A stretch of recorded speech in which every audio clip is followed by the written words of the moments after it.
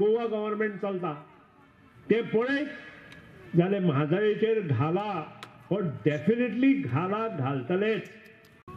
आणि हांव सांगता ज्या तरेन कर्नाटक सरकार सध्या पाणी ओळोवपाचो बेत आखला, जवळजवळ 50,000 कोटींतले 25,000 कोटी अंदू ते खर्च करपाक सोदता।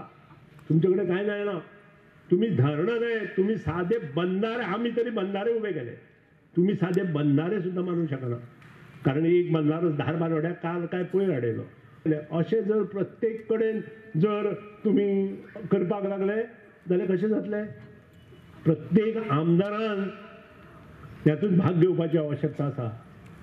संभाजी म्हटलें म्हणून जायना, आपली जर तलवार म्यान केली दुसऱ्या गव्हर्नमेंटाच्या हातून उपयोग कितें?